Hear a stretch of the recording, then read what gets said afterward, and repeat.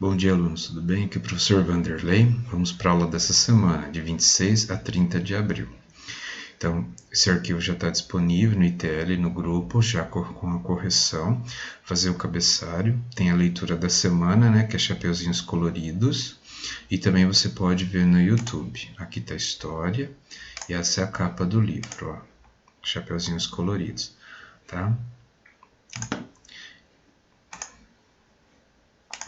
Em português, a gente tem as páginas 70, 71 e 72. Vamos lá. Então, essa semana vocês vão ler a fábula O Corvo e a Raposa. Um corvo roubou um pedaço de queijo e foi para o alto de uma árvore. Uma raposa logo quis se apossar do queijo. Chegou perto e começou a elogiar o corvo, dizendo que ele tinha uma bela voz. Ouvindo os elogios, o corvo quis mostrar sua bela voz. Abriu o bico para cantar e o queijo caiu. A raposa apanhou e foi embora, rindo. Moral: cuidado com quem muito elogia. O autor desse texto é o Esopo. Segundo alguns relatos, era um escravo grego, contador de histórias, que viveu por volta do século 6 a.C. Não há datas exatas de seu nascimento e morte. Vamos lá para a interpretação. Quem ficou com o queijo no final da fábula? Foi quem você imaginou? Será que foi a raposa mesmo, que você tinha imaginado? 2. A fábula lida não está escrita em versos, as linhas são contínuas, assim como no texto da unidade anterior, que há parágrafos, um espaço no início de cada conjunto de linhas no texto. Vou mostrar aqui para vocês, ó. Então, esse espaço a gente chama de parágrafo. Então, esse é o primeiro parágrafo, esse é o segundo e esse é o terceiro. Então, eu faço algumas perguntas sobre isso. Com a ajuda do professor, pinte na fábula os espaços correspondentes aos parágrafos, como eu indiquei anteriormente. E complete. Esse texto tem quantos parágrafos? Nós contamos. Faça um círculo nas imagens que representam os personagens desta fábula. Quais são os personagens? 4. Coloque um X no quadradinho com a resposta certa de acordo com a fábula. O corvo tinha um pedaço de queijo por quê? Quando ele conseguiu, ele ganhou? Fez em casa? Achou ou roubou? Onde estava o corvo quando a raposa chegou? Que lugar que ele estava, né? 6. Marque um X na resposta certa. No texto, a raposa queria só elogiar o corvo, ouvir o corvo cantar, tirar o queijo do corvo. Qual era o objetivo da raposa na fábula? Ao final da fábula, por que a raposa foi embora rindo? Por quê? Porque ela conseguiu enganar e pegou o queijo dele. 8. Converse. O que fez o corvo perder o queijo? Vaidade na gente. O corvo começou a elogiar ele, né, na inocência e vaidade demais, né? Ele começou a cantar, o queijo caiu da boca e a raposa roubou o queijo. Numere as frases de acordo com a ordem dos fatos na história. Então, aqui você tem 5 trechos. O que vem primeiro, do primeiro até o último. Então, qual que é o primeiro, qual que é o segundo, qual é o terceiro, o quarto e o quinto. Pinte a frase da fábula que expressa a moral. Lembra no finalzinho que tá até em destaque? Isto é a frase que mostra o ensinamento que essa fábula quer transmitir. Converse. O que essa moral quer nos ensinar, né? Que a gente tem que tomar cuidado com o excesso de elogio de gente que a gente não conhece, porque geralmente tem segundas intenções. 11. Depois de ter lido a fábula O Corvo e a Raposa, respondam: qual é o assunto dessa história? Que a raposa conseguiu enganar, né, o corvo, elogiando ele, e roubou a comida, né, do corvo. Então, vamos conversar sobre a moral, né, da história. Cuidado com quem muito elogia. Converse com os colegas. Será que é sempre preciso tomar cuidado com quem elogia muito? Por quê? Nós conversamos, né? A gente tem que tomar cuidado de elogios de gente que a gente não conhece. Pessoas que a gente conhece, geralmente é verdade. Vamos para ciências agora. Então aqui tem uma história em quadrinho, né? As plantas são muito legais, elas não dependem do ambiente onde vivem, sabia? Por quê? Porque elas produzem o próprio alimento. De fato, elas produzem o próprio alimento, mas elas precisam de ter um ambiente adequado, senão elas não vivem, né? Precisa de sol, precisa de água. Então, ó, na opinião de vocês, o garoto está correto? Por quê? Não, né, gente? Não tá. 2. Os desenhos a seguir mostram as fases da vida de uma planta. Observe-os e enumere as fases na ordem correta. Então, ó, 1, 2 e 3. A planta cresceu, qual que é? A semente germinou, qual é? E nasceram as primeiras folhas. Não, qual número corresponde? Então, número 3. No zoológico, há visitantes que dão alimentos, como pipoca e sorvetes aos animais. Esses alimentos podem fazer mal aos bichos. Qual é a sua opinião sobre essa atitude? Converse com os colegas. Está certo dar alimentos para os animais? Não, né? Porque eles têm uma dieta, uma alimentação toda controlada. Se a gente ficar dando esses alimentos, pode fazer mal. Então, número 4. Daniel é responsável por preparar as refeições de 3 animais que vivem no zoológico. Então, sagui, animal que se alimenta de plantas e animais. Girafa, animal que se alimenta apenas de plantas. Serpente sucuri, animal que se alimenta apenas de animais. Então, eu quero o seguinte, ó. Esses são os alimentos, qual animal se encaixa neles? Banana, cenoura, folhas de plantas e verduras. Qual seria? Lista 2. Banana e outras frutas, ovos, besouros e carne. Qual animal? E número 3, ratos e camundongos. Que animal que se alimenta disso, da lista que nós temos? Vamos ler o textinho. Tatuzinho de jardim. Enrolado parece uma bola, ele quer brincar. Não, só quer se proteger. Na terra úmida ele se desenrola e com tantas pernas vai longe. Onde vive o animal citado no poema? Terra, completa lá para mim. Geografia. Leia com o professor o trecho do poema a seguir. Criança tem que ter nome, criança tem que ter lar, ter saúde e não ter fome, ter segurança e estudar. Mas criança também tem o direito de sorrir, correr na beira do mar, ter lápis de cor, descer do escorregador, fazer bola de sabão, sorvete se faz calor, brincar de adivinhação, morango com chantilly, ver mágico de cartola, o canto do bem-te-vi, bola, bola, bola, bola. Carrinho, jogos, bonecas, montar um jogo de armar, amarelinha, petecas e uma corda de pular. Então, esses são os direitos, né, da criança, escrito pela Ruth Rocha. Então, circular no poema os direitos da criança citados pela autora. Então, vocês vão lá e circula para mim. O poema faz várias referências a um direito fundamental de toda criança, que vocês adoram, né? Desembaralhe as letras e descubra qual é esse direito. Agora eu explico por que esse direito é importante. Brincar é importante, né?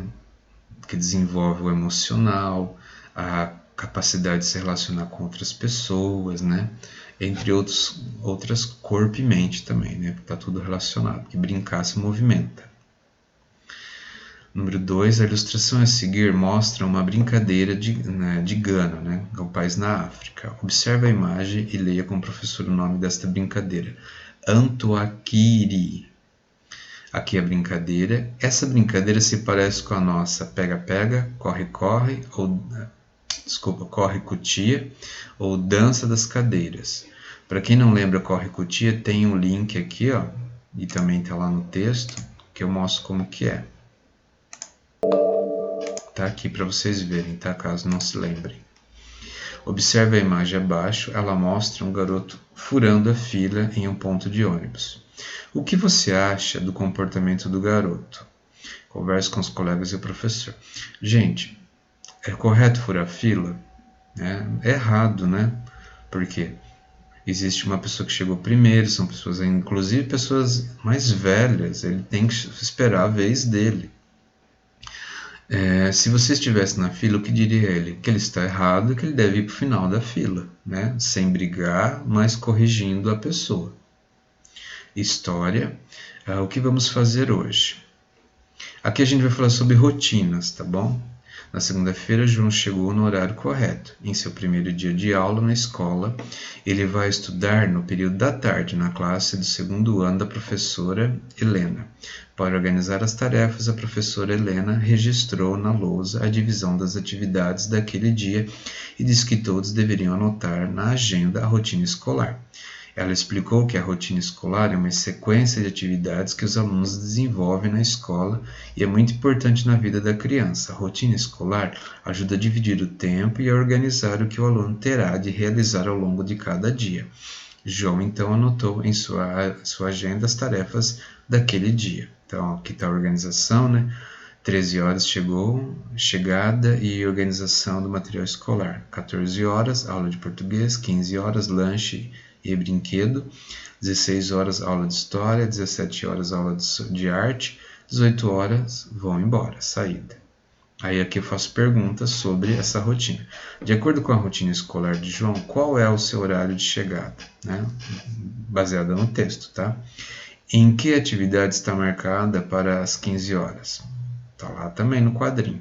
Qual é o horário da saída de João? Que atividade João terá às 16 horas?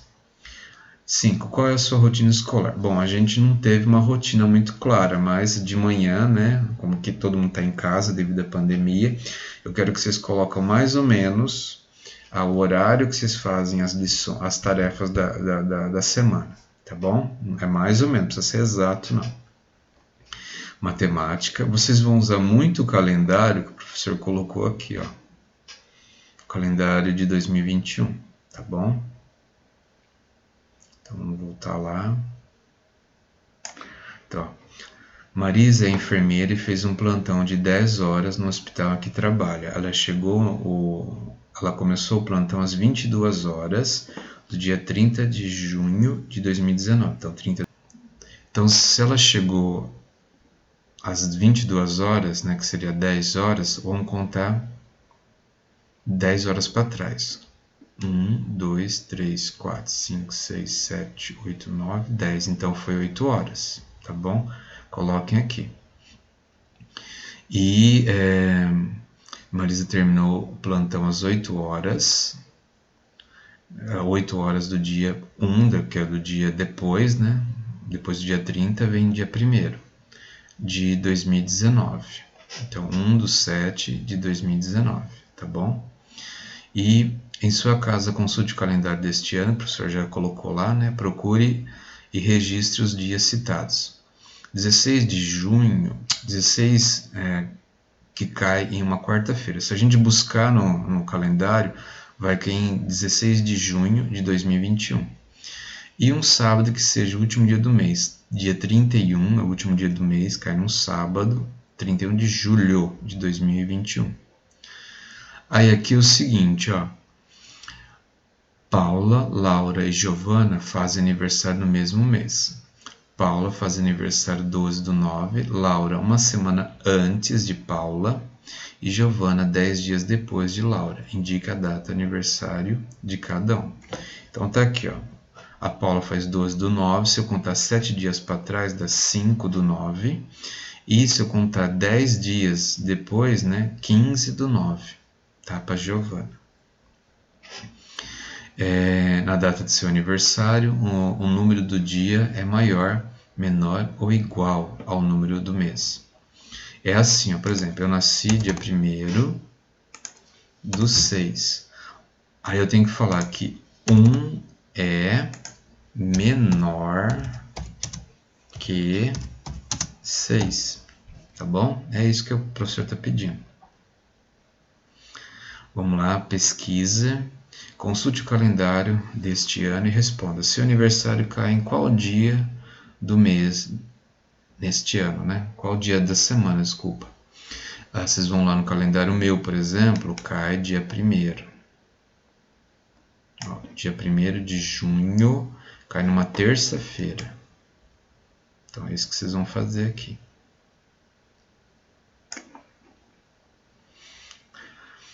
B. Escolha 10 colegas. Aqui são aniversários dos colegas, tá bom? Então o professor simulou a quantidade de aniversariantes, né? Domingo tem 2 aniversariantes, segunda-feira tem 1 aniversariante, terça-feira tem 2 aniversariantes, na quarta não tem ninguém, na quinta-feira 2 aniversariantes e na sexta-feira 3 aniversariantes. Aí eu venho e coloco no gráfico. Quantos tem no domingo? 2. 1, 2. Na segunda-feira, 1. Na terça-feira, 1, 2. Na quarta não tem ninguém. Na quinta tem 2, 1, 2. Na sexta tem 1, 2, 3. E no sábado, ninguém. Aí eu faço perguntas, né, baseadas no quadro e no gráfico. Agora todos podem responder, né? Qual foi o dia da semana mais citado? O dia que mais caiu gente fazendo aniversário. Qual o dia da semana menos citado? Né? Olha aqui, menos citado. Qual é a diferença entre o número de respostas do dia mais citado e o número de respostas do dia menos citado? Então, o dia mais citado e menos citado. Faz uma continha de menos. Quantos aniversários caem no sábado ou no domingo? Então é isso para essa semana. Boa sorte, tudo de bom. Tchau, tchau.